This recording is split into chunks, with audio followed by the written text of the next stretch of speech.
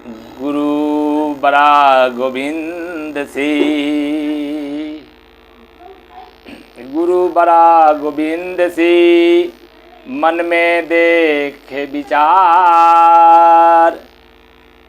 हरि सिर जय बार बार, तो गुरु सिर जय तो पार, गुरु सिर जय तो पार।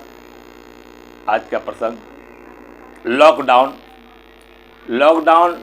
जो लॉकडाउन हुआ था 2-4-5 साल पहले, उस लॉकडाउन में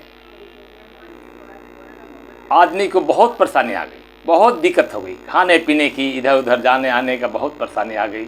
अब पैसे वाले तो आराम से अपना खा रहे हैं, अपना भोजन पानी के इकट्ठा कर रखे हैं 6 महीने की, उनको कोई दिक्कत नहीं है। लेकिन जो गरीब आदमी है, गरीब आदमी को दिक्कत हो रहा था। तो उसी में से एक गरीब आदमी, उस नगरी में एक गरीब आदमी था जो खाने के लिए बड़ा दिक्कत था। उसी इलाके में एक राजा भी रहता था।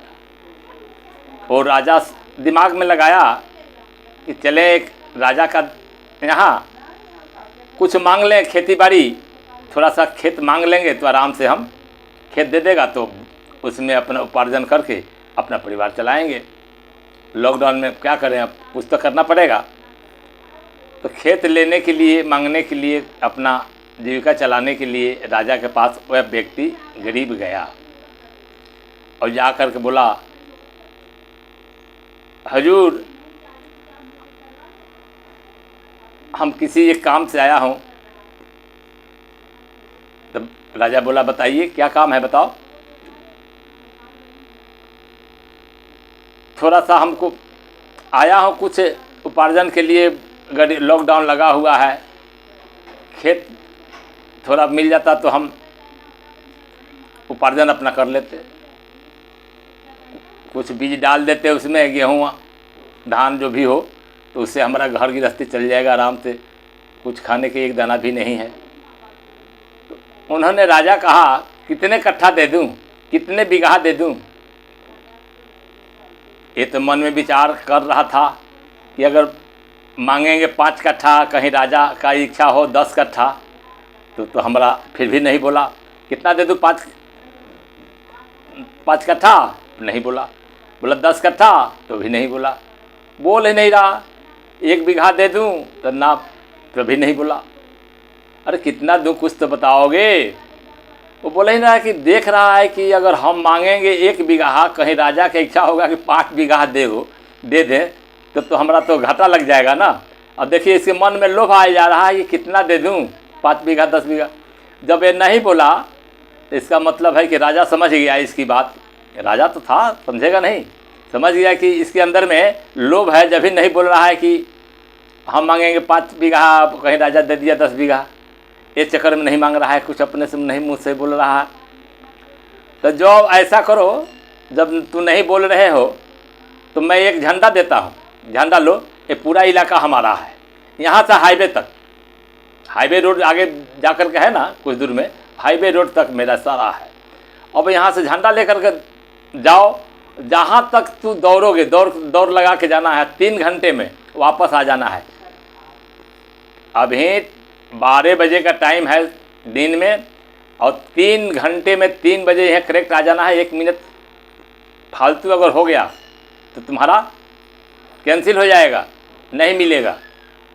और जहाँ तक दौड़ते हुए जाएगा वो सब तो सारा खेत तुम्हारा है, और दौड़ के वापस आना है। वो खेत सारा हम दे देंगे, चाहे जितना तू दौड़ लगा दो, 3 घंटे में वापस आ जाना है। 3 घंटे के अंदर हमारे पास 1 मिनट लेट होगा तो नहीं मिलेगा। वो आदमी व्यक्ति दौड़ते गया, इतना लोभी था, दौड़ते गया, दौड़ते दौड़ते थोड़ा दूर गया, कहा कि इतना कम है, अभी तो बहुत टाइम है, 3 घंटा है ना, थोड़ा और दौड़ेंगे। और दौड़ते दौड़ते दौड़ते दौड़ते दौड़ते दौड़ते बहुत दूर चला गया। वो आगे चला गया, लखनसेन चला गया गांव में। कहा कि यहाँ तो और जैसे इससे आगे हाईवे पर जाएं, हाईवे पर चला गया। हाईवे पर वहाँ घूमा, घूमते घूमते बिहार के पास घर गमंदरा भी चला गया, ओ बाबू कारिक का मंदिर के पास। कहा कि तो यहाँ बहुत लंबी चौड़ी है, तो और थोड़ा सा आगे चले जाएंगे तो पटना वाला रोड पर पहुँच जाएंगे, हाईवे पर ना, तो और ज़्यादा हमको मिल होगा। तो वहाँ पर भी चला गया। वहाँ पर जाते जाते बज गया उसको 2 घंटे वहाँ हो गया। झंडा गाड़ा हाईवे पर जा कर के पटना वाली रोड पर साइड में गाड़ दिया झंडा। वापस फिर कहा कि 1 घंटा अभी बहुत है, हम दौड़ जाएंगे। लेकिन 2 घंटा में जहाँ दौड़ लगाएगा, क्या 1 घंटे में वापस आ सकता है व्यक्ति? ऐसा नहीं है। पहले चाल आप दौड़ेंगे, उसके वापस में चाल में कमी आ जाएगी। उन्होंने लोभ करते गया, हाईवे पर वहाँ तक चला गया। उसके बाद में वहाँ आया, चलते गया, चलते आधा रास्ता भी नहीं चल पाया।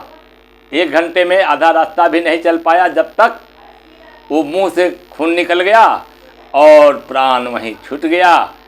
थोड़ा लेट हो गया तो राजा कहा कि मुंशी अब 3:15 बज गए, इसका मतलब हम समझ गए अब कहाँ है वो, चलो।